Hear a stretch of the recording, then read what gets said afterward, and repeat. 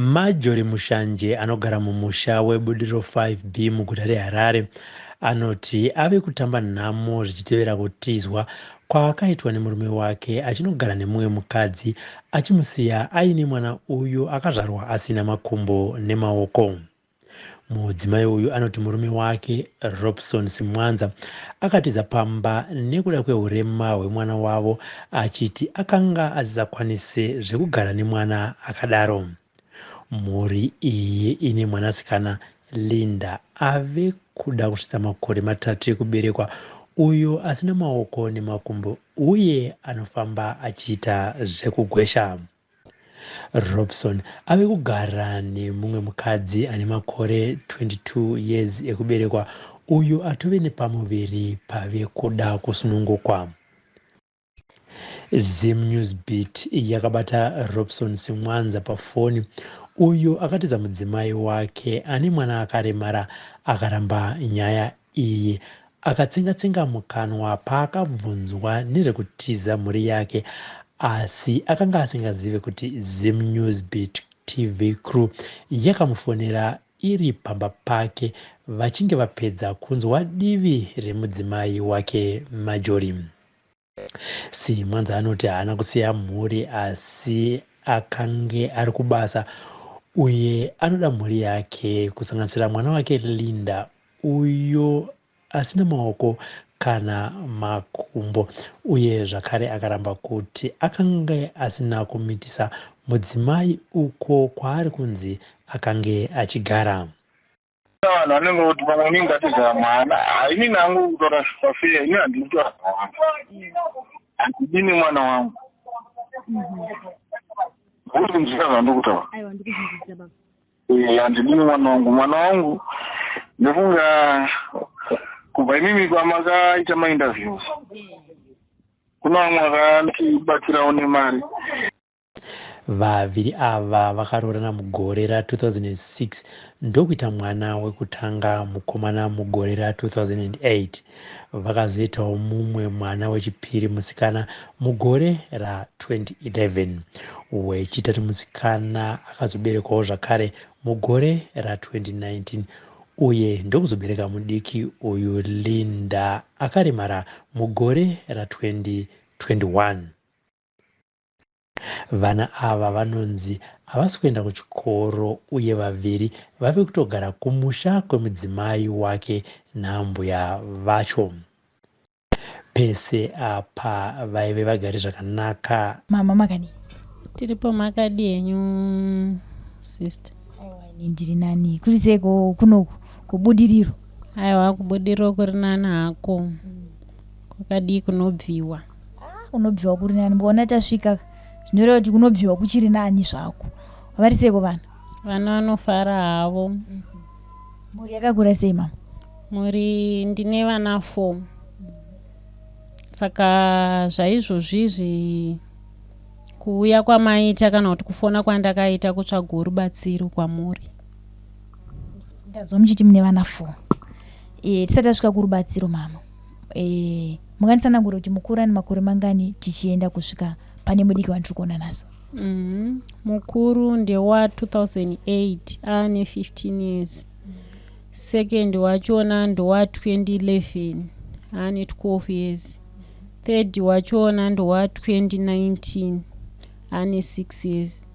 Kozoita fourth wachona ndowa 2021 ane 1 year 9 months. Ane 2 years 9 months. Ndo mamirira akaita mhuri yangu. Tichienda mama pane yekupedzisira wandiri kuona makabata dambudziko remwana makariziva sei samai?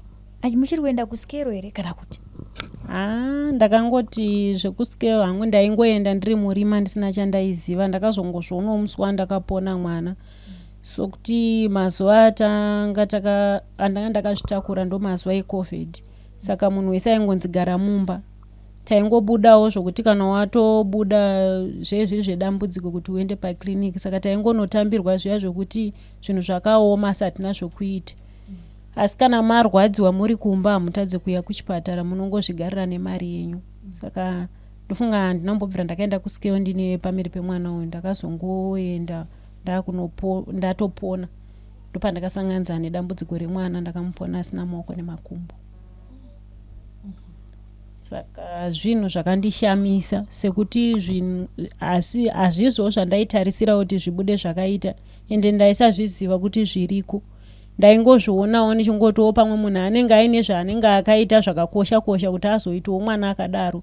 Pandakazongozvinzwisisa kuti nyangwe Mwari vanongokupa usina chawaita. Ndobva ndangogamuchirawo mwana wangu sezvaari nanhasi ndinaye. Muchiudzwa imimi nemanesi kuti aiwa amai pamapona mwana abuda asina maoko nemakumbo handizoti panozvarwa mwana hamuchange nekumuratidzwa panomboita kanguva yekuti vanombomugezesa imi muchimbogadzira pamakazoudzwa kunzi mwana abuda akadai makazvitambira sei? Ndingangoti pakupona kwandikaita mwana wangu ndakamuponera kumba ndiri nababa vacho iri weekend. Saka pandakapona mwana handaunge ndaona kuti ndozvaari. Ndakazozviona ndakuda kunomuputira sekuti ndandiri kumba ndisati ndaenda kuchipatara. Ndopandakatanga kuona ruoko ndizoona ndozvaatori miri wese. Ndakada kuchema but misodzi yangu haina kubuda. Chinhu chakangondifadza ndechekuti vakuru vakati nyange ukaona uchipona mwana akachema zvinoratidza kuti mupenyu. Ndizvo zvakatoitika ipapo. Ndobva ndangozvisimbisa ndikati hazvina hazvo mhosva Mwari ndiye andipa, chero vandipa ari mupenyu ndichatangira ipapo. Ndokugara kwandikaita nemwana wangu kusvika pari zvinezvi. Mapona ndadzwa muchiti makapona muri vaviri nababa. Mapona mwana uyu baba vakati chii? Imi maida kuchema asi misodzi inozobuda. Baba vemwana vakati chii panguva idzodzo kana muchiri kurimemba mashoko kana kuti kuona kwamakaita my emotions ababa? Pandakapona ndingangoti ndandiri wani mumba sokuti papa ine taxi yada kutonditakura kuti ndiende kuchipatara. Ndobva ndatoa kuti inini zvaizvozvi zvandichakwanisa kunge ndichigara mumota. Regai ndingozvibatsira anochengeta munhu ndiMwari. Ivo vaiva vari panze. Ndobva ndapona mwana wangu ndobva ndaputira ndobva ndazovaudza kuti mwana ndozvaari. Iye akangoratidza kuda kubatikana kuti kusei zvadaro ndikati handizivi. Ndobva angozvishingiso akati chikuru ari mupenyu. Ndobva taputira mwana wedu ndobva anosungirwa kodhi kuchipatara pakliniki kumufakosi. Ndoko akasungirwa kodhi. Ndobva vazonditi manesi nezvine mwana wako anoratidza kuti mupenyu. Saka hatikwanisi kunge tichikubuditsa usina kusvika kuhospital. Ndobva ndazoenda kuhospital past 9 dzemanheru kuGomo ndakanga ndikatorwa neambulance. Ndobva mwana anorara achionekwa nemadhoktors usiku hwese kusvika mangwana. Kubva na 12 dhokta achiuya wokupedzisira takuda kuti tinobuditswa. Mwana akabva anzi aita yellow. Ndobva ndaiswa kunesari nemwana. Ndobva ndagara 4 days kuchipatara. Ndobva tazobuditswa. Svika nanhasi weipapa handazombodzokeriwo kuti ndidzokere munzvimbo yechipatara kuti mwana wangu arwara. Svika nanhasi. Ko muriwo kwakaberekwa murume wenyu kana kuti kumhuri yemurume vakasvika muchiro sei? Pavakazviziva kuti mwana ndozvaabuda ari vakandibvunza kuti ko sei zvadaro. Ndikati inini hangu handina chandozivawo noti zvatondishamisa uno ndazvionawo ndichitomusunungukawo. Saka zvinhu zvanga ndisingatarisirewo kana kuti inini mundipe mhosva kana kuti inini ndikupei mhosva hapana anoziva, ndezvaMwari. Ivo havana chavakataurawo chakanyanya kuti vangati sei zvadaro sei kundiomesera. Vakabva vangonyararawo vakadaro svikoona nhasi. Asi zvaizvozvizvi sekugara kwandakaita ndikufunga izvozvizvi baba vacho vaane mwedzi havasi kutowanika pamba. Munhu wekuti haasi kutokwanisa kana kuchengeta mhuri yake. Kubva kumashure kwese kuti ngangoti kubva December tatiti vanhu vanga vari kungonetsana. Sokuti iye anga ane mumwe mukadzi but anga asingakwanisi kubuda pachena kuti inini ndaane imwe mhuri. Inini ndaingogara ndiri murima ndisina chandaiziva asi ndaingoita zvokumufungira kuti iwewe nemararamiro atakuita asi ndizvo zvawaiita une zvauri kuita achizviramba. But chokwadi chakaipa chine nguva chinobuda. Zvakazongobuda ndobva ndazviziva. Kusvika ndanosvika pamba parugara mukadzi wachona waainaye zvaizvozvizvi. Ndakatonosvika pamba ipapo ndobva ndamubata arimo mumba kumapast 8. Ndobva ndamuti mukadzi wachona ndobva ndamuti inini hangu handidi kukuita rafu ende handisi kuda kukushungurudza, but ndafara kuti iwewe ndakuziva parugara murume wangu. Saka inini ndoda kuti uonewo mwana wandinaye, wotarisa chimiro chiripo kuti unozvigamuchirawo sei kana kuti dai wauri iwewe uri kuchitwa zvakafanana neizvizvi, kana kuti inini ndichitambura nemwana akadai so, nokuti ndosvika pakushaya chikafu, ndosvika pakushaya kana chekuti inini mwana wangu vadyi, vanosvika pakuchema, baba hausi kutowanika, akagara ikoko akavharirwa mumba nemwe mukadzi. Saka inini ndakasvika pakuenda ikoko ndikamuratidza mwana, asi semunhu akatongwara kare inini hangu handada kumuratidza zvandiri kana kuti ndimubuditsire pachena kuti ndomugona kumuita rafu ndaigona, asi handipapo ndakati handikwanisi nokuti ndakagara ndarespekta mwana wangu wandinaye.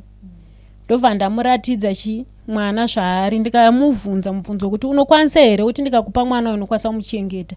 Akanditi mwana ndokwanisa kumuchengeta, ko imimi mai vacho muri kugara naye sei? Ndikati alright hapana yakanyanya, ande handisuda kutaura newe zvakawanda, ende mwana uyu ndinaye harusi rugare, zvinhu zvakati omei, nokuti pamwe pachona ndiri munhu wokuti ndinofamba ndinoshedzwa munzvimbo dzakasiyana siyana. Saka kana wakazvitarisa, inini chaiye pamwe pachona ndakabereka ndinosvika pakuomerwa kuti Mwari mandiitirei kuti ndirambe ndichichema, newewo uri kundidaira mashoko ekuti unokwanisa kumuchengeta, unomuchengeta sei? Zvikanzi ipapa haana kupindura, akabva aramba akanyarara. Ndobva ndamuti zvazviri wewe unogona kuzvishingisa, asi akabva azonditi sorry ndakachitwa ndisingazivi nokuti baba havaindinyepera kuti vane mukadzi. Ndikati kana aikunyepera inini ndafara hangu kuti iwe uzizive kuti inini ndiripo, ndine vana vangu 4. Pa4 1 wacho uyu, mumwe wacho ndinaye kumba, 2 vamwe vari kumusha. Asi chandoda kukuudza ndechekuti inini hangu handikwanisa kuti abarika newe, asi ndoda kuti uzive kuti uyu munhu ane mhuri yake, kana nyange ukazogara naye asi uziva kuti munhu ane mhuri. Asi iye akabva anditi ndiregererei nekuda kwokuti ndakaita munhu wekusaziva, handaiziva kuti ndine munhu yane mukadzi nokuti akandinyepera. Ndikati wazviziva kubva nhasi kuti inini ndiripo, kana muchikondinya kuramba muchienderera mberi, rambai muchienderera mberi, asi ndiripo. Akabva ati aiwa inini zvaizvozvi handisi kukwanisa kunge ndichienderera mberi, saka sori henyu nababo mwana uyu chitakura nemuendi. Ndobva tauya kuno, kuti auya kuno kwachona hapana kuta 2 days vakabva vatanga kukondinya futi. Saka saizvozvizvi haasi kutogara kumba, ari kugara kumba kwomukadzi wake iyeyo. Saka zvinhu zviri kungondibata kuti shuwa munhu wondisira mwana akadai so, handiende kubasa sezvandikaita izvozvizvi nemwana nesituation yainayo. Hapana basa randinowana rokuti ndinganoshanda ndinaye, kana kuti ndiani angada kuti iwewe ndipe mwana wako ndisare naye iwewe uende kubasa. Zvinhu zvakangooma, mwana ndewangu, pandiri ndo paari. Saka zvaizvozvizvi nyaya iripo ndeyekuti kutongofa nenzara takagara nokuti baba vacho haachacheuki vana vake, ende asitori nebasa nawo, munhu akutoita zvimwe zvake. Plus mukadzi uyu kuda kwaakaita murume uyu, tofunga pakutanga takapinda interview yekutanga iya yechi2, mazuva tikatanga kuita nyaya yedu yeparedhiyo, inini ndaisina chitupa, ndasati ndaane line. Ndobva tashandisa line rake nechitupa chake Eco Cash. But paEco Cash maipinda mari dzinopinda dzinenge dzichibviswa nevanhu vachida kubatsira mwana. Iye aitora mari iyoyo zvandisingazivi, wobva ashandisa iye. Sekuti ndaiti ndikana ndikafamba zvezve munhu aigona kundotibvunza kuti imimi hamugoni here kuita zvinhu zvemwana wenyu mega. Tiriwaona kudhakwa kwaanenge achiita kana kuti zvaanenge achiita mumabhawa zvaisvika kwandiri. But inini handaikwanisa kumubvunza kuti zviri kufamba sei nokuti iye ndiye aiva nelaini, ndiye aiva nefoni. Asi foni yake akasvika nguva yekuti takagara muno mumba yanga isingabatwi, yaiva nepassword kwese kwese. Kana akanza auya, foni yake yaingere yekuti akana kugeza nayo iri mubathi imomo, paari ndo pane foni yake. Zvinhu zvaingondishupa ndega kuti kosei zvakutanga kuita kudai so. Nyangwe mari ikapinda, kana akapiwa mari handisina kuona handakuiona. Yauya kumba kana kuti yafonwa ndiripo kuti uyai kwakati mutori mapambe emwana kana kuti mari yakati yemwana, ndo yaikwanisa kundisvitsa. Kusvika girlfriend vazonoti baba ava vane mari ende vanojika, ende shuwa mari yemwana wangu iyoyo ari kutoidya nanhasi ari kuramba kuti handina mari yandakatora asi mari iri kudyiwa ende line iroro haana kuzobvira ariburitsa pachena kuti nini ndinge ndichiriona. Paakaona kuti nini ndaakuvhurika kuda kuziva zvakawanda akabva atora foni yake ndobva apa mainini wake munin'ina womukadzi kuti mainini endai munoita zvechikoro nefoni iyi ndobva asara neline riri muhomwe kwakudzoka kuno kusvikanzi inini ndabirwa foni. Ndikati wabirwa foni ko line usikaundudzwa kuti mbavha yakubira foni ikakupa line ndobva aramba akanyarara zvikanzi ndavhurisa rimwe. Ndikati haunombovhurisa rimwe warivhurisa sei nokuti chitupa chake ndindakachichengeta. Panopa ndikangonoti munhu itsotsi haasi kubuda pachena. Saka akabva aenda tikangoti pane 3 weeks aenda kumusha munin'ina wamama wake vashaya abva aenda ikoko ndobva anopedza mazuva ari kwekoko ndokudzoka adzoka akabva aenda kumukadzi kuya ndobva agara 5 days asipa but munomumba angasiya musina kana pekutangira tikangoti zvese panga pasina asi but yaiziya chimiro chirimo mumba achiti ndiri kudzoka sekuti nangu ndakati handingamushunguridze semunhu ari kuchema ari panhamo but akabva ikoko ndobva aita 5 days dzake ari kumukadzi iyeyo. Asvika ikoko kumba vanhu vakanga vakumunetsa kuti wewe uri kugara sei nemukadzi nyaya dzako dzese tiri kudzinzwa kunoku tiri kungodzinzwa nemakuhwa so zvakamira zvakadai. Azviramba ndobva vamufonera dhera akasumuka kubva kumusha. Wasvika here akati ndasvika zvikanzi pachimurora foni titaure naye akabva atora line riya aikoko kugirlfriend rake ndobva atora line riya riri kuredhiyo riya ndobva atyora kana kuti akaita sei kana kuti akatyora kana kuti akaita sei papa hanyatsoziva nokuti iyo zvaitika vari 2 negirlfriend rake. Girlfriend ndobva rabvunza kuti ko vanhu vari kumbokutuka kana kuti vanhu vari kukutaurisa zvinhu zvakafanana nezvi ndevanani. Zvikanzi vanhu vari kutondishungurudzawo vanhu havanga vandifarira pamashopu pavandiona nokuti munhu wegirlfriend rutondida but iye hanzadzi yake yaitomushushira kuti enda kumba kune vana. Akabva atyora line riya ndobva asiya zvakadaro. Saka line iri zvavanoita vanoti rikapinda mari negirlfriend rake vanonoburitsa mari yekokeshiya voita zvavanoita vomboribvisa mufoni kana vafunga urishandisa kunosecha mari vanogona kunosecha ona mune kokeshi inenge irimo oshandisa voita zvavanoita obva watizi vachingodaro. Saka zvinhu zvakandirwadza kuti shwa inini ndoramba ndichichema kusvika rini kuti ndakapuwa Mwari vakandipa mwana vakandipa ndikamugamuchira. Pedze izvozvo ndandiri munhu wokuti pa 2 years 9 months dzasvika mwana wangu ndamunhu wokuti zvaakubudawo mandiri kugamuchira zvine mwana wangu but iye azviona kuti hazvisi kuita ndobva atanga futi zvimwe zvinhu. Saka ndamunhu aremerwa kuti ndamunhu wokuti kana ndikatarisa zvese zviri kuitika izvi ndotarisa mwana wangu zvinombondipa kugara ndichingochema plus kuchengeta kwacho haasi kuchengeta mhuri yake. Ezvino ndine vana vamwe 2 vari kumusha kuna mama. Vana ivava hatokwanisika kuvabhadhira school fees vari kungodzingwa 15 years. Mwana wokuti kana nyange akaenda pamadrugs mozoti mwana akashaya chokuita chaanogona kana zvaizvozvi zvakada kubatwa nefungwe kwenda pamadrugs anongoenda. Saka upenyu hwemwana hwaanenge achitouraya asi baba vari kuwana pavari kuwana vari kuenda kugirlfriend. Izvozvi pabasa paari paindastry paari kushanda ihama dzangu inini mukadzi wanzadzi yamama wangu ndiye akamutsvagira paari kuti aone kuchengeta mwana wandinaye but iye zvaizvozvi haasi kutarisa kuti mwana wayo akamira sei kuti pabasa panapa ndakapinda sei kana kuti mari iri kubva kupi zviri kuenda nepi. Mari iyoyo ndiye ari kuendesa kugirlfriend rake kunokumba kwacho kune mwana haasi kukwanisa kunza support. Saka ndo zvinhu zvakatondiremera ndikati izvi zvinhu zvanyanya kundishungurudza regei ndidzokere futi kuredhiyo nditaure nawo kuti ndo nyaya iripo ndivazivise kuti ndo zvakazoita baba vaya. Ndochinja hangu line riya ratanga takaisa paredhiyo ndoisa hangu rimwe nyowani zvitori nani pamwe zvingatondibetsera nondikaona munhu anoda kundibetsera anondibata paline iroro. Ndo mamirira zvakaita zvaizvozvizvi. Chakatarisa mama ndanzwa muchiti murume akazotanga kuchinja mwana achangozvarwa ndo pakatanga kuita mafights pakatanga kunetsana kwenyu. Tingati here murume haana kunyatsogamuchira kuti Mwari ndo mwana waamupa kuti akufunga kuti zvichida zviri kubva kudzinza kwemudzimai wangu. Ipapo manje kuti iye nguva yatakaita izvozvo munhu airadza kunzwisisa, but mukatikati memwoyo wemunhu hauzivi kuti munhu akaperera here kana kuti haana. Seni nangu ndaiona sengoti tiri pamwe chete nezvinhu zvese zvataita, but ndakazozviona kuti hazvisi pasi pasi pemwoyo wake nezvaakuita. Saka ndangosara ndaawani.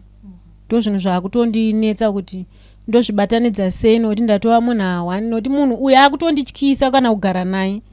So kuti kana ndikabuda ndikasiya ingave mari kana kuti ezvine zvaane imwe merejika, anogona kuona kana mapamba emwana anokwanisa kutora kunonopa mukadzi wake, nokuti ndowaakunzwisisa. Inini haachakwanisi kundinzwisisa nekuda kwekuti handisisiri pamwoyo pake ende handisisipo paari.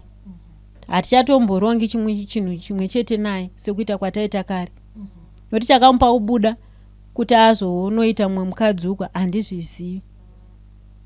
Saka anambobvira ambokunyeururewo kana kuti ndauda kutora mukadzi wechipiri mugarisane kana kuti chi? Kana haanambobvira asvika pakutaura zvinhu zvakadaro. Haana. Muri kutambudzika sekutaura kwamaita kuti ndiri kutambudzika nemwana, hapana kana sapoti yaari kundipa. Hama dzake imimi ukama hwenyu nehama dzemurume wenyu wakamira sei?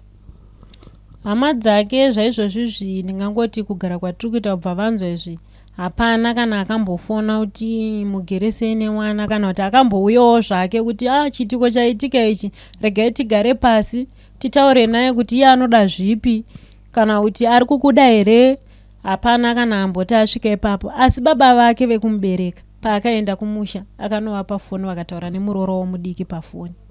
Inini tazonetsana auya ndakafona ndichitiwo ndiri kuudzawo baba kuti ndonyaya yatiri kunetsana kunoko, but baba vacho vakatondidaira kuti imi mamai munodaro kuti iye ndiye atanga nebarika here, zvazokushamisai nhasi nokuti ndiye asiri atanga nazvo, saka hapana kana chinomboshamisa.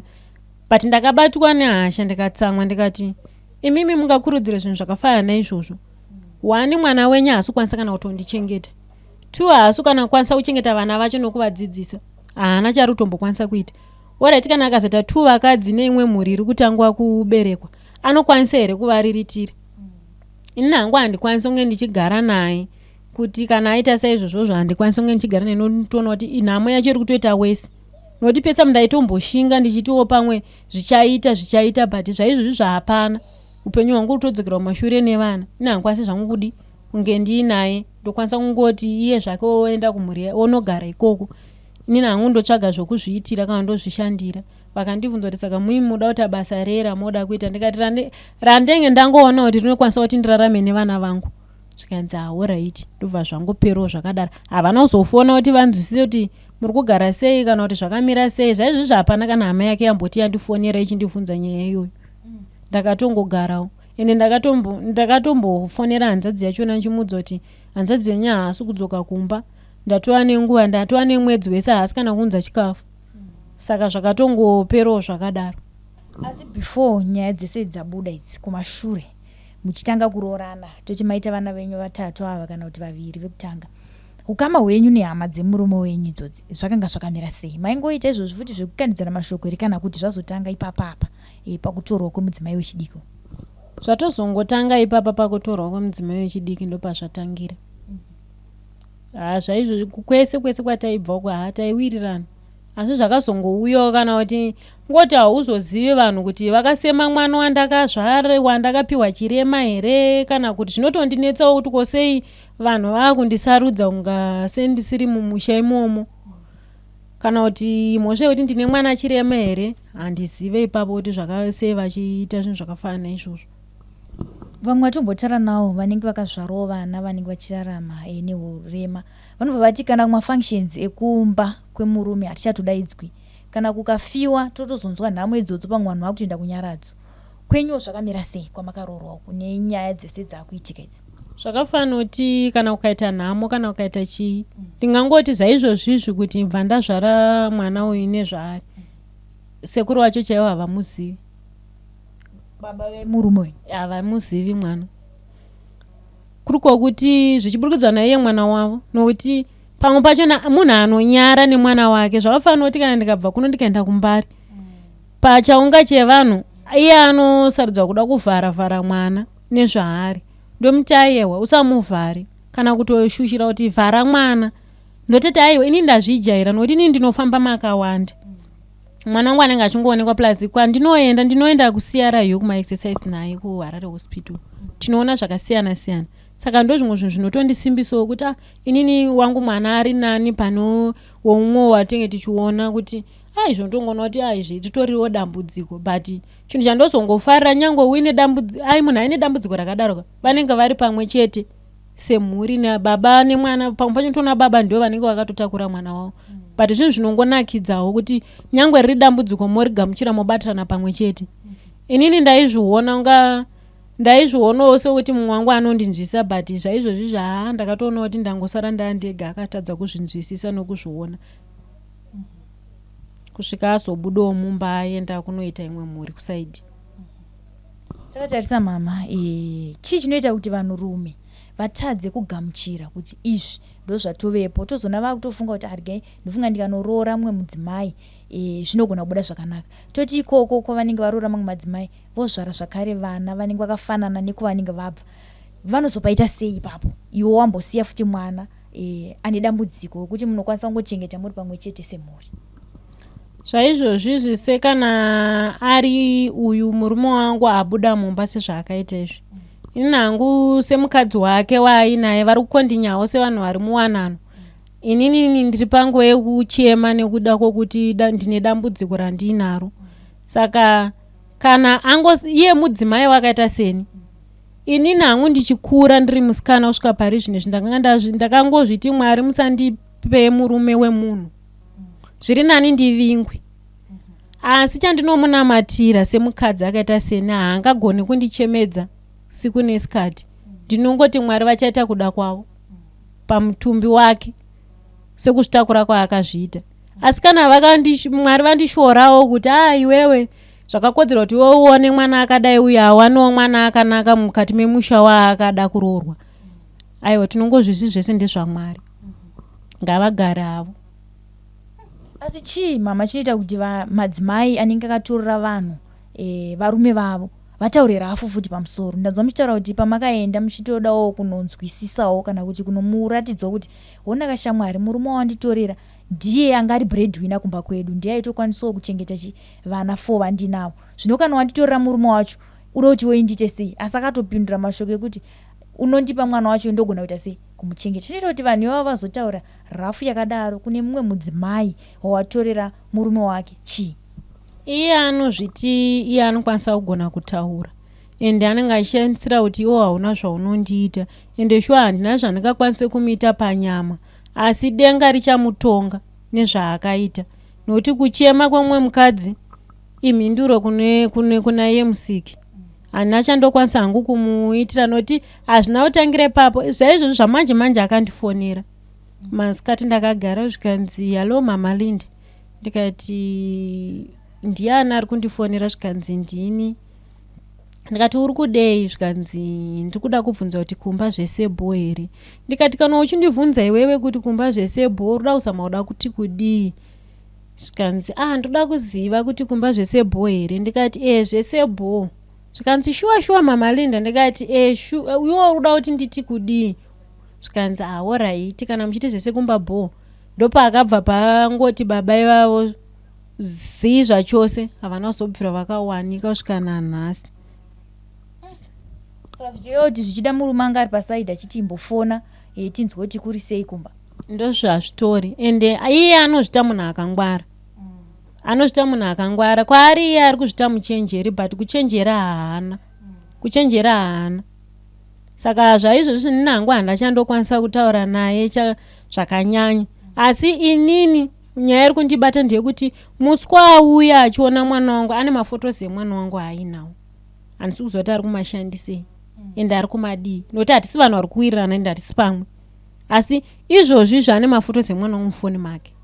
mwana uyu Linda mudiki Linda mudiki. Ndakanzwa murume wacho akatombondibvunza kuti ndakaona mainini vaine mafotos emwana vachitorwa maimbovepi. Ndakati handakumudaira kuti handizvizivi, but ndakangoramba ndakanyarara kuti ndakaremerwa kuti kwaiye aizotora mafotos akabata mwana wangu sei pachii, kana kuti aida kuratidza vanhu kumba kwavo here kuti honai mwana wayo zvaari, kana kuti ndiziva kuti anomashandisei. Papa handisi kuziva kuti iye ari zvindi zvake zviri papi kuti anga achisvika ipapo. Saka zviri kurevera kuti murume wenyu kubuda kwakaita mumba akanogara zvakare futi muno mubudiriro. Zvaizvozvo atoripo muno mubudiriro padhuze dhuze, hakusi kure. Tingangoti line renumber 2 rekuseri pamusoro parapo ndopaari. Zvokuti anotokwanisa kakuuya pano pasina kana bhazi rakwira kana kombi kuti uya uzona mwana wake. Panotofambika, hakusi kure, padhuze dhuze. Saka takatarisa mama nharaunda pamugere panapa kana kuti nevamwe vakakupoteredzai vari kuzvigamuchirawo sei nekugara kwamuri kuita pano pamba makugara mega, murume akatiza ende mune dambudziko zvakare remwana. Zvaizvozvo zvindingangoti vavakidzani vangu vandigere navo ndo vanhu vanonyanya kundidzoreredza nekuda kwokuti vanenge vachiona situation nemwana nezvandiri. Ndo vanhu vanonyanya kundidzoreredza kuti zvinowanika, gara imboitawo kudai nopuwawo maadvice nevamwe. Pamwe pacho kana ndaomerwa zvikanyanya havazondisii ndakadaro, vanokwanisa kundibatsira nezvavainazvo zvanoita kuti inini ndirambe ndichienderera mberi. Asi baba vari padhuze dhuze havakwanisi kana kuyazoona mhuri yavo kana kuzodii. Ndakatombobatwa nepfungwa yekuti ndimupe vana vacho, but ndakazotokoshesa mwana wangu andakabata ndikati ndenge ndariska upenyu hwemwana wangu. Ndozotsvagwa kunzi mai vake varipi, mwana wangu awira mumvura. Nokuti step mother munongoziya moyo wacho, handasi anomuda, but kana iwewe muridzi baba wabuda zvinosara zvichiitika pa zvakangooma. Saka ndakatongoti regai ndishinge nemwana wangu. Ndosaka ndakazoti regai nditsvage vekuredhiyo kuti ndione kuti ndingabatsirike sei pachiitiko ichochi ndine vana vangu. Mataura nyaya mama yemastep mother. Madzimai kunyanya ndo atinonzwa kuti ndo ari kunyanya shungurudza vana zvichida vana vevarume vanenge vasvika varipo zvakare, kana kuti vamwe vacho vanenge vatozosiwa nevabereki vavo ayo chimbochengetawo vana. Asi kuzoona vana ivavo ndo vakazara mastreets unzi step mother vangu vaindishungurudza. Vamwe vacho vari kutozobuda pamasocial media platforms akasiyana siyana uchinzi mwana uyu akatyorwa makumbo airohwa nebhurumu nastep mother, mwana uyu akadai musoro airohwa nastep mother. Chinoita kuti madzimai atadze kugamuchirawo mwana wakangofanira kuti iwe uchangoitawo mwana kana kuti une vanawo vakangofanana nevavo. Zvoita kuti pave nemusiyano wokutadza kugamuchira kuti murume wangu ane vana, ndamuda aine vana vake, haasi jaya. Zvazviri tichipinda muwanano tinopinda tichita setinonzwisisa kana kuti ndakaperera pane munhu, but mwana anogona kutokwa rafu zve2 years kana kuti zvegore rese baba asingazivi, ende kuzoona baba ozvinzwisisa kuti mwana wangu ndo zvaari kuitwa zvinotora nguva ende zvinhu zvinorema. Nokuti zvazviri munhu womukadzi anogona kuti sababa anobuda kunoshava, anoswera nguva dzisasi pe ndiye anenge aine mwana. Kuti zvizoonekwa zvinotanga kuonekwa nemanext door, ende kuti zvisvike baba azvibvuma haazvibvume nokuti vanenge vachingoti nokuti mukadzi wangu uyu vanhu vanotoziva kuti mwana uyu haasi wake, saka vanhu vangagoti kudii. Saka mwana anotoshungurudzika nguva yakarebesa baba vasingatombooni nezvazvo. Ende munhu anokusofta kuti sekuti anogara nemwana zvakanaka asingagoni kubata mwana. Saka hakuna futi mumwe mukadzi anogona kuchengeta mwana asiri wake, kunyepa. Vashoma, hatisi tese tine moyo yekuchengeta mwana asiri wako. Ndozvimwe zvinhu zvinotoshungurudza zvakanyanya. Ndazwa muchiti munoenda nemwana kuma exercise. Vanenge vachinoita sei madhokta? Zvaizvozvo vanenge vachida kuona kuti mwana uyu ndezvipi zvaasingakwanise kuita nezvaanokwanisa kuita. Asi sokuti mwana wangu zvangu wandinaye nangu zvaizvo zvanotondinakidza nekuda kwokuti zvizhinji zvachona anokwanisa kuzviita ega. Zvishoma shoma zvaasingakwanisi kuita. Nokuda kwokuti zvimwe zvachona nekufamba kwenguva nekukura achanga akuzvigona. nokuti zvake hakusi kuti inini ndinenge ndichimudzidzisa kana nditi ndakangwarira paari, asi kuti zvinongozvita zvega ndiMwari anongoita kuda kwake. Ende chinhu chandaisaziva ndechekuti ndaiti pamwe munhu ane mutezesi yakakwana ndo munhu anokwanisa kurarama, ndo munhu anokwanisa kuita zvaano mabasa emaoko kana kuti anokwanisa kuita zvese. Asi kana naiyo zvizhinji zvachona akadaiso anokwanisa kuzviitira zvimwe zvachona. Saka nekufamba kwenguva nekukurawo munhu achanga akuzviitira zvinhu zvake. Ndazva muchiti ane 2 years 9 toti akunamikira ku3. Ndezvipi zvamuri kuona so far zvaari kukwanisa kuitawo zvinoitwa nevana vezera rake? Zvaizvozvi kana toti akatamba nevamwe wake andokwanisa kubika mahumbo akakazvibatira chimugoti chake, kudyawo zvimwe zvinhuwo sezvakaita sadza haro ndinozomupora kuti riporerei mbijana risapise sokuti mutezi yake mungoonawo zvairi haikwanisa kubata zvinopisa. Asi anodya zvizhinji zvacho zvokuti kana kuwamupa kana kapu kana tii anonwa akabata neruoko rwake anozviitira. Takatarisa nhau dzekukambaira. Panguva yakatanga kukambaira zvaifamba sei? Kukambaira haana kumbobvira akakambaira zviya zvinoitwa nemwana, but munhu wekuti akangotanga kungogwesha paanga ari achingochovhererawo.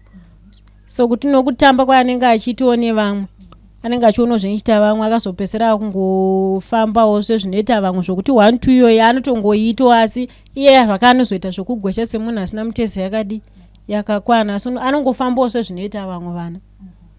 Zvokuti zvaizvozvo anotopedza kana chivanze chese achitotamba nevamwe vakachiteera vamwe vake mumashure. Takatarisa vamwe vana vanenge achitamba navo tozoti vana zvinogona kuva katyamadza kana kuti zvinogona kushaya kuti ko mumwe wedu akaita sei. Makatarisa imimi samai, makatarisa ini mwana wenyu achitamba nevamwe vana paipai, munoona here kuti pane kukatyamadzika kunomboita vamwe vana ende iyewo semwana anenge achiita sei? Zvinotobata vamwe vachona, noti mumwe anobvawo samwe akamuona anogona kutotanga ambochema, asi nokuda kwokuonawo kuti zvaari munhu akafanana neniwo unotoona vakutotamba sevana vatojairana.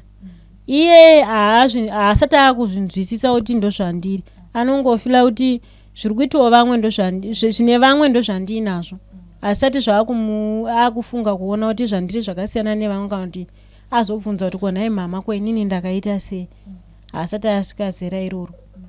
Asi anotoitawo zviri kuita vamwe ipapo, ndokutodzidzawo kwaanenge achiitawo. Kudzinza kwake kwababa vamwana kune here munhu akamboita kana kuti munhu akambozvarwawo aine chimiro chakadai? Zvaizvozvi zvakuna. Variko zvaizvozvi zvakuna wandakambona akadaro. Kana kweduwo kwachona hakuna.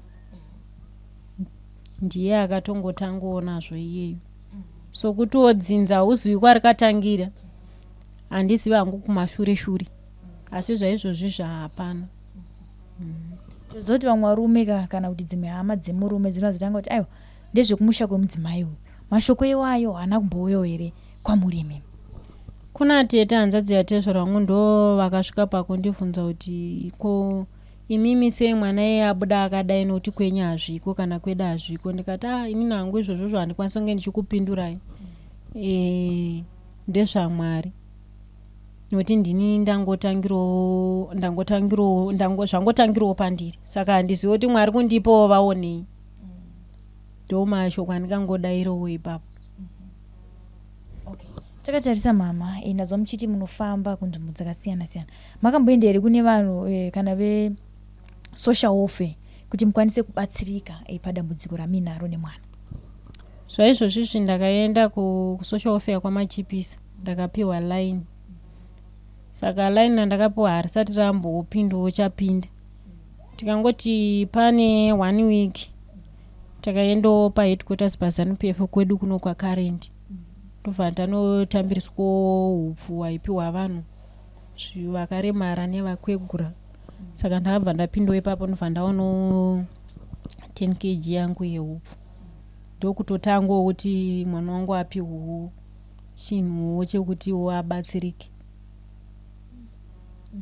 Ndizama mama kuti matigere muno mune makanzelasi. vanofanira kunge vachibatsirana nevana vanenge vaine urema. Vakambosvikawo iri panapa kuti vanzwisise kuti muri kurarama sei? Hapana mbotauya, nokuti zvimwe zvachona ndiri munhu wekutiwo vamwe vacho vanogona kungoti siyai zvinhu tisire madetails emwana wenyu, zvinongorovawo zvakadaro. Kungotiwo vamwe ezvine zvandichazvinzwisisi kuti munhu anenge achida kumbozama kuda kuita sei, nokuti kune vamwe vanhu vanouya sevari kuda kukubatsira, asi kana wavapa iwewe zvinhu zvemwana wako vakutowana mabenefits ivo havachacheuki kuya kuya. Saka ndakutira kanenge kakudzoka futi kumashure kakutya kekuti ndikangopa zvinhu munhu zvinhu zvemwana wangu zvaari hakuna chinouya, zvinongorovawo zvakadaro kusvika pari. Handizivi hangu kuti zvichauya kana kuti hazviuyi. Sokuti unongori munhu anenge ari padambudziko saizvozvizvi, hapana chandati ndaona chauya nekukasika kuti ndinokwanisa kubatsirika. Social welfare ndakangosiyo, tine vamwe vainyorawo mazita chichi zvakangodaro daro, saka takangonyoresawo mazita chinzi muchazobatsirwa, hapasati pawanika chamboti chauyawo. Ndo zvazvikangoita. Mama, tichitarisa tinoziva kuti vamwe vane vana vanenge vakazvarwa vaine urema vanoti kana nguva yechando ikasvika vana panenge pakaremara paya panorwadza.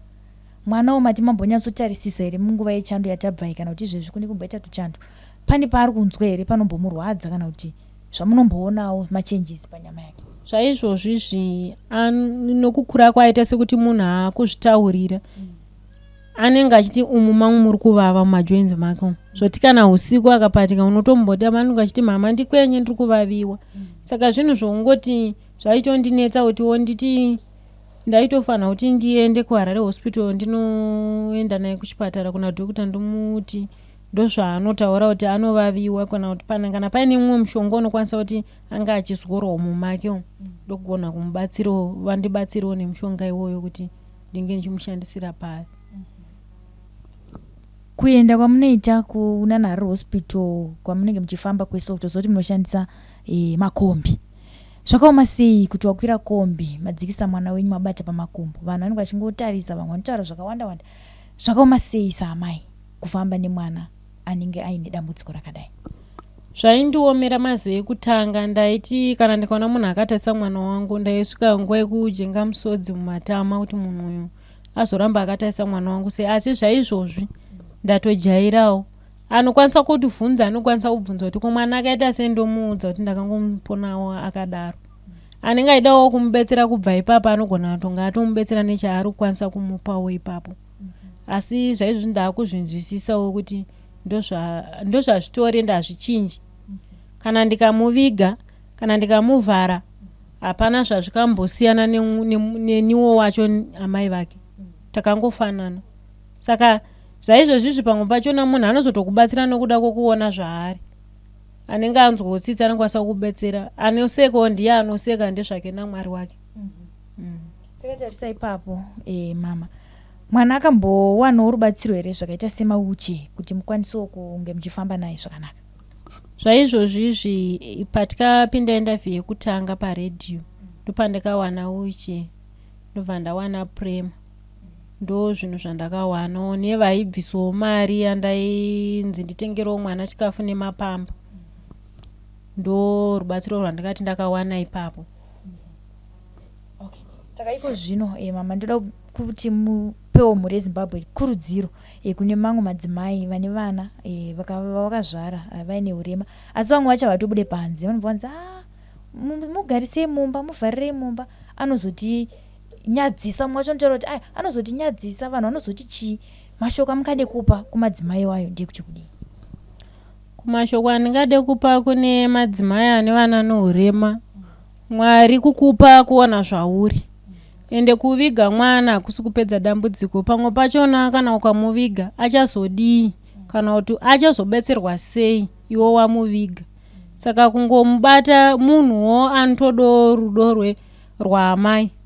Saka kutongoratidzira kuti ndozvaari, handifunge kuti pane chakaipa, sekuti nini hangu naLinda wangu nyangwe tikapinda mukombi tinongogara semagara tikaitawo wanu. anosekawo zviri kwaari, anonzwawo tsitsi, anobatsira ndizvozvo. Pamwe pachona unogona kuti uri kuviga asi usina chaunoziva, kana kuti mukubatawo mwana achionekwawo nevanhu unosangana anokupa advice akakupawo pakanaka pari nani pokuti unokwanisa kubatsirika. Saka handione kuti kana wapuwa mwana ane urema wakutonzi muvige kana kuti watodzikisirwa, munhu akangofanana nevamwe vana. Saka handione kuti pane chakaipa ipapo. Nangu ndakuzvinzwisisa ende ndinotonzwirawo tsitsi kune vamwe vanhu vachiri kuviga vana, kutovavigiridza kutozvishora kuti inini wangu mwana afa akabuda panze, unosvikepo uchimuviga iye achitodawo zuva. Tinoona mamwe madzimai zvakare Mailinda vanobva vati musiyei ari panze papo, mwana anenge akasviba, anenge asingatarisiki, asingabatiki, asi ndikutoona Linda aiwa akatochena chena. Muri kuzvigona sei saamai? Zvaizvozvizviwo ndingangoti mwana wangu haana zvakasiyana nevamwe, ende handingamuti agare nesvina kuita sokungati asiri munhu pane vamwe. Ndinotongomupawo rudo serwandaipa vamwe vake, nokuti mwana haana zvaakambosiyana nevamwe. Pamwe pachona isusu ana amai tinodawo chakanaka kubva kwaari. Unozoda mwana aitirwa chakanaka ndopaunenge wakuzoti mwana, sokuti iwo baba vachonawo zvavo munhu wokuti anoviga mwana wake, ende munhu akasada kubuda pachena kuti kugamuchira dambudziko rake. Ndivavaye vana baba vanoda chakanaka asi vasingade kuitira mwana wacho chakanaka. Sano zvaangofanira ipapo kuti kana uri amai ratidza rudo kumwana wako sokumupiwa kwawo ukamuita, hapana chinochinja ende makomborero kwauri iwewe, nokuti Mwari kukupa kuona zvauri. Saka handigona hangu kuita mwana wangu rwafuna kuda kuti ndo zvaari. Makomborero anouya pakasiyana siyana saizvozvizvi. Nini hangu ndonamatira kuti baba vacho kana nyange vakabuda kana vakaita senini mwana wangu handitadze kuchengeta, ndinototangira ipapo pachona ipapo pavakasira. Asi nekufamba kwenguva zvichange zviri nani ndopatichazotangira. Unoti vamwana baba ndovaive kuti zvaizvozvi vanotiza, asi wakaona kuti waapakanaka waane zviri nani vanenge vakuda kudzoka. Ndo nhamba zhinji yevarume vakadaro vakaita sei vavavo. Saka baba Linda vakadzoka muchadii? Zvaizvozvi handikwanise kuvatambira, ende kana ndikavaona ndinotobatwa neumwe moyo wokusa handifunge kuti tichagarisana sekuti tichaita zvataita umashure kwesoko. Asi sekuti pamwe pacho sababa vevana, kwete kuti ndichati izvozvizvi ndichatarisira kuti ndine murume mumba iye amba nganditira zvinhu zvakafanana naizvozvi. Zvaizvozvo handina kana moyo. Ndiri pakuda kuchengeta vana vangu vaakasiya vaakatiza. Tichida kunzwisisa kuti pamuri kugara panapa pamba penyu here, uye nekusiyiwa kwamaita zvakare munogona here kuzoramba muchibhadhara rendi kana pasiri pamba penyu? Zvaizvozvizvi ndinoloja hapasi pangu. Saka zvimwewo zvinhu zvakatondiomera kuti sekuti izvozvizvi mwedzi waakupera panodiwa mari yerendi, inini ndakangogara ndakana chandokwanisa kuita. Saka ndo zvimwe zvinhu zvakazoita kuti inini nditsvage kuti ndibatsirike paredhiyo, kuti kana paina anenge achidawo kundibatsirawo ankwanisa kundibatsira pane izvozvizvi, pane chitiko chakafanana necho chatatarisana nacho. Nokuti ndangova ndega ende nemwana wandinaye haasi mwana wokuti kana ndikatsvaga basa pana anoda kuti ndimushandire nemwana iye.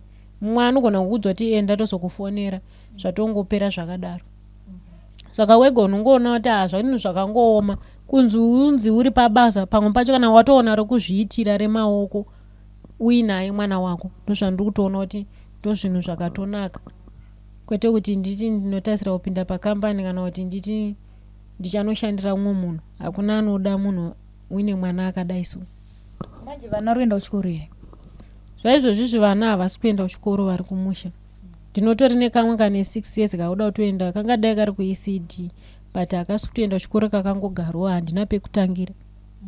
Nokuti iyo baba vache munhu angasingakwanisi, asiri kutokwanisa kuriritira mhuri yake. Saka handiziwo hangu kuti ava maini nava vada havo kuti vachazvigonawo sei. pamwewo vane muonerowo wakasiyana newangu nemubatiro wandiziva hangu kana vachizoriritirawo baba nemhuri yavo zviri kwavari. Rubatsiro rwamungadi mama ndanzwa muchitaura nyaya yekuti rendi sezvo mwedzi wakupera kudai baba havapo ndo vakanga vari breadwinner vakangotizawo musha. Rumwe rubatsiro rwamungadi takatarisana nekuti mune mwana ane dambudziko rainaro iri nderupi? Rubatsiro rwandingada kana zvaizvozvo izvi ndingangotiwo ndikaonawo kuti ndigare nemwana ndichichengeta mwana wangu ndinokwanisa kuita mabasa emaoko ndiri paari ndichimuchengeta sezvo mwana wangu handina wandinomupa ndewangu.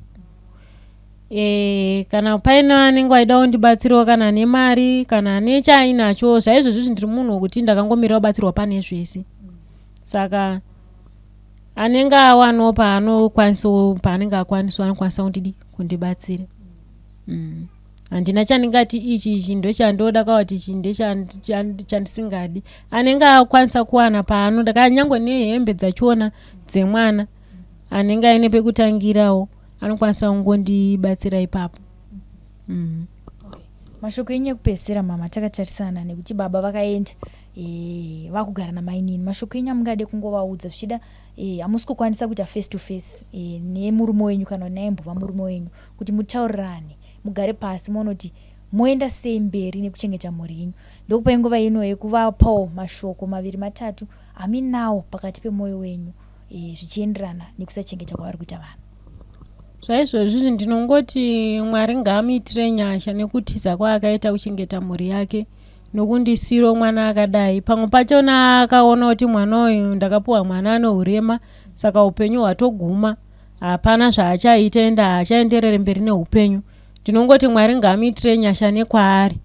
Ndoudzokazve kuna amai nini ava nyangwe hama dzavo dzakateerera munhu wakaberekwa nevabereki ende pastage yaakasvika nezvaari kuita. Ndinongoti Mwari ngaamuropafadza abate chipenyu chinenge chine mitezo yakakwana nezvaakaita nezvaari kuita aendere mberi neupenyu nababava. Ndamusiyira murume ngaagare tirizo Mwari kana aita nyasha tenge tichingonzwawo kuti aiwa ndivo vakazozvigona vakaropafadzwa. Ndinongoti Mwari ngaamuitire nyasha nezvaakaita. Tinotenda Mailinda zvoimba kuti sekutaura kwamaita kuti Mwari dai vapindira mawana yenyu anokwanisa kukubatsirai kuchengeta mwana wenyu. Zvichida baba Alinda vachanzwawo mashoko amataura, zvichidawo namai nini vachanzwawo mashoko amataura, zvichida vachauya voti aiwa ngatigare pasi tiona kuti tochengeta sei mwana wedu. Tinotenda mama.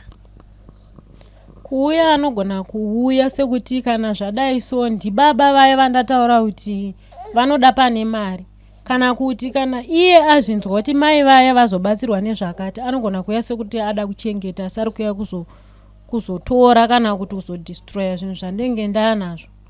Handichamuchenesi nekuda kwezvaakamboita. Saka kuuya anogona kuuya se anouya zvakachenjera zvokuti asi ari kuda kuchengeta asi hapana wakatogara atozvitadza kare. Yellow baba. Halo? Yellow baba ndikukunzwai. Okay, ndimi Robson Sumanzi. Ini ndinonzi Elizabeth ndinoshanda namukoma Robert Afumani.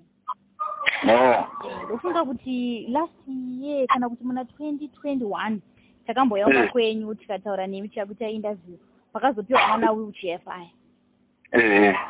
Saka mazuva mashoma apfuura mama vakazofona vakati baba vakaenda vakasiya ndiri ndega nemwana havasi kwanisa kuchengeta mwana sakati aiwa regai tinzwawo divi rababa kuti zvakafamba sei. Aiwa toretanza chauri muzvidimbo zvangu ndofunga muri munhu womukadzi ndofunga muri munhu mukuru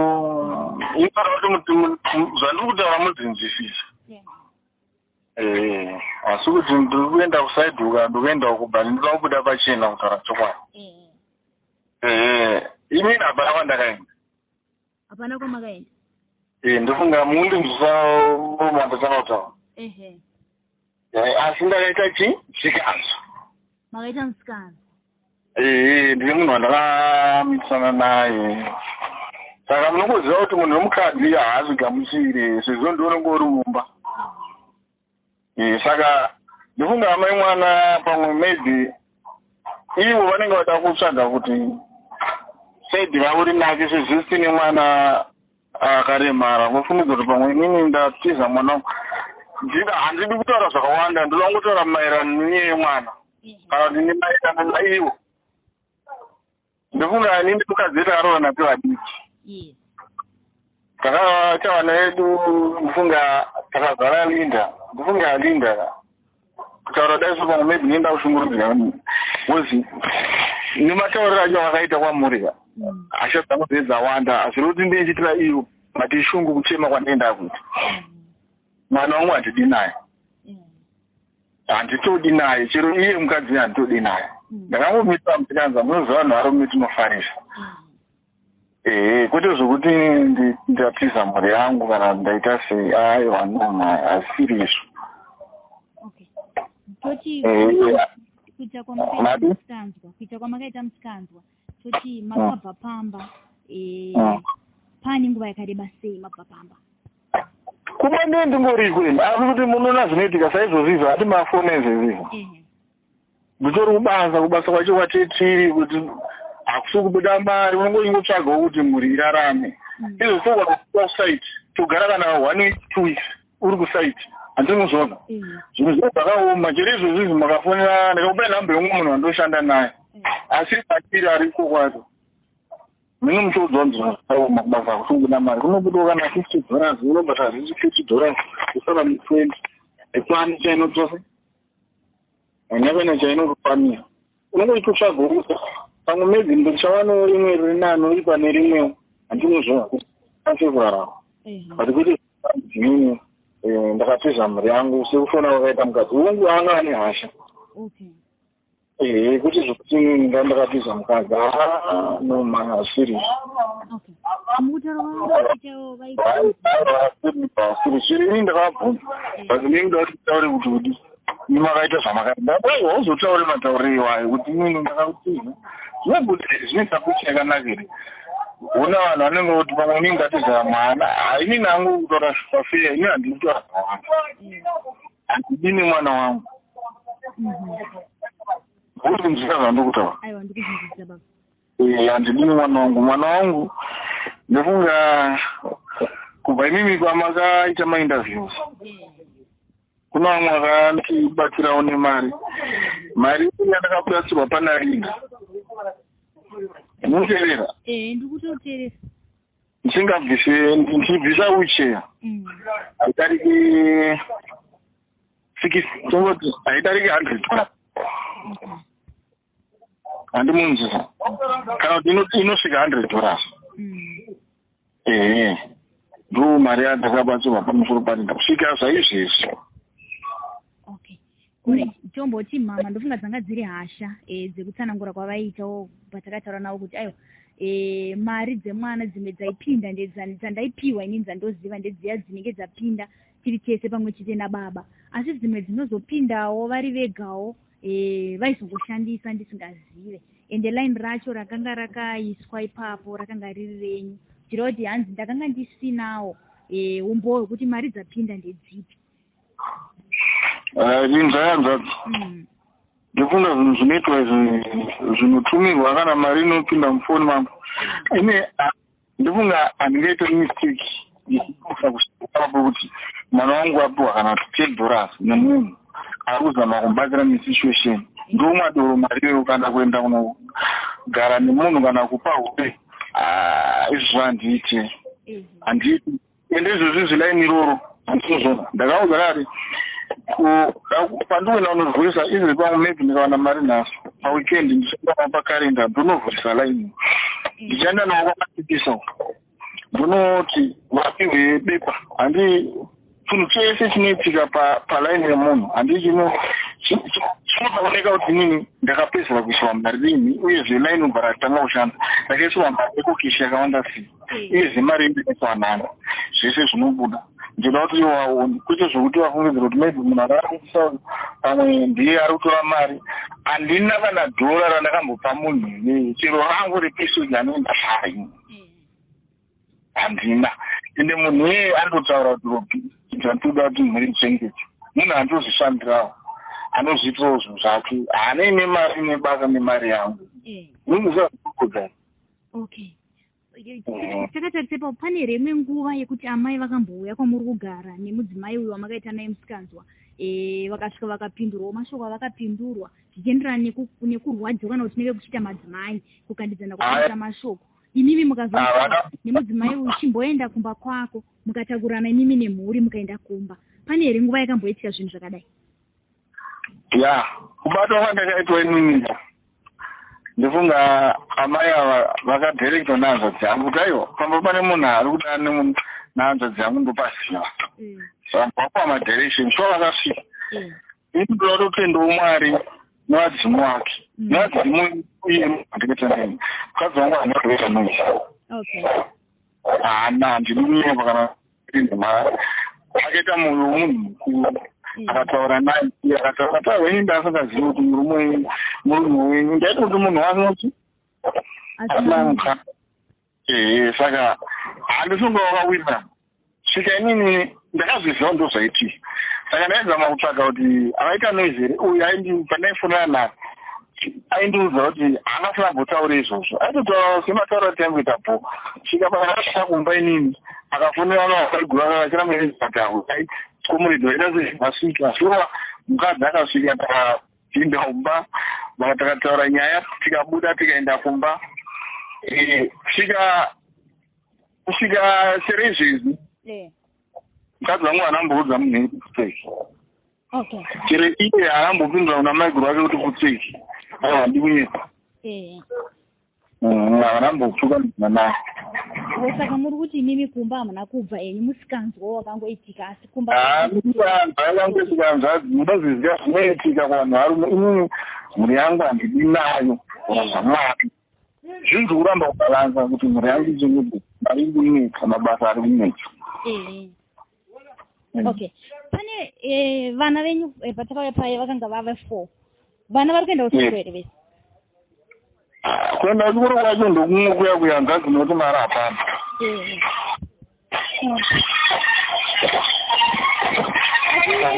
Makamboisvitsa here kunana baba kuti ndo zviri kuitika kumba kana kuti ndakaita musikanzwa? Vana baba vapwa maybe hama dzenyu kuhama dzenyu imi kuti mumboedza kugadzirisa. ndinomudzira kuti ndikawana mari tisaenda umo. Okay. Ndinomudzira ndikawana mari tisaenda umo. Ndichaenda mari yangu tienda umo sakugadzirisa. Kwete kuti hanzvadzi kuti ndakatiza mukadzi aiwa izvozvo aiwa hakuna zvinhu zvakadai. Asi ndototi kana mune rimwe barura munaro munoregerera uende ruri mubasa wandipawo ndingeterinda ndokumbira kuti kana kuita mundiise basa iro ndishandire irinda kwete zvokuti ndiki uyo mukadzi mudiki aiwa mugari dodawo kuti ndienda wanawo basa hatonitsvakibasa kuitira kuti ndishanda ndichengete vana vangu. Saka muri kungoreva kuti imi kugara nemudzimai kuti uyu mudiki wamakaita naye musikanzwa? Aiwa ndinoenda munongoziva zvinono. Kumba manje muri kuzoenda nguvai kana inimi muchiti uku munoenda kumba muri kuzowana nguva here nevana nalinda wacho dzekutaura kwamaita kuti mwana wangu ndinomuda?